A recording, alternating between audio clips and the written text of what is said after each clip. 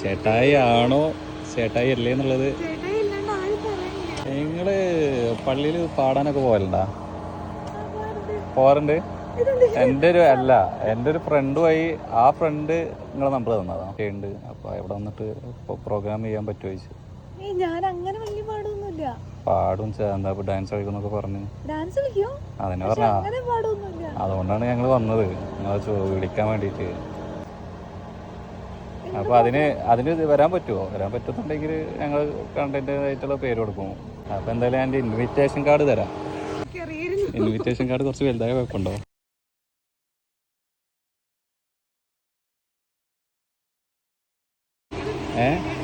ചേട്ടായി അല്ല. ചേട്ടായി ആണെങ്കിൽ നിങ്ങളോട് ചേട്ടായി വിളിച്ചപ്പോൾ സംസാരിക്കണ്ടേ? ഇനി ഞാൻ ഫ്രണ്ട്സ് ആവുമോ?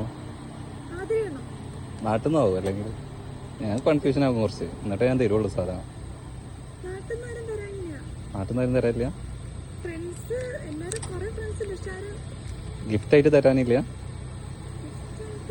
അത്രമേൽ പ്രിയപ്പെട്ട ആരെങ്കിലൊക്കെ ആവുമല്ലോ. ഇപ്പൊ കൺഫേം ചെയ്തോ? ആ ഫ്രണ്ടിന് ചിലപ്പോൾ വിഷമായി വരും. നീ വർക്ക് ചെയ്യണ ആരെങ്കിലും ആവോ? അപ്പോൾ അതിരെ വർക്ക് ചെയ്യണ്ടോ? അപ്പം ബെസ്റ്റ് ഫ്രണ്ട് ഇതിന് എഴുതിയിട്ടുണ്ട് ആരാന്നുള്ളത്. ഇപ്പൊ കൺഫേം ചെയ്താല് കാണിക്കാൻ പാടില്ല.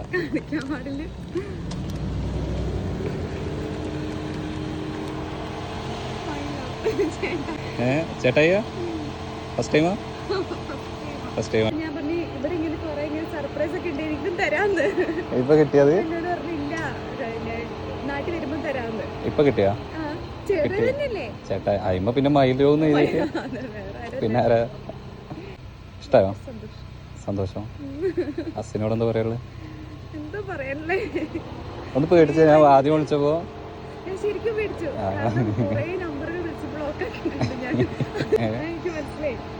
അപ്പൊ എന്തായാലും ചേട്ടായിനോട് എന്താ പറയുള്ളു? Thank you. ഒത്തിരി ഇഷ്ടം. ഇത് ഭയങ്കരമായി പോയിട്ടോ. ജീവിതത്തിൽ ചേട്ടാ ഇത്ര റിസ്ക് എടുക്കും ഞാൻ വിചാരിച്ചില്ല.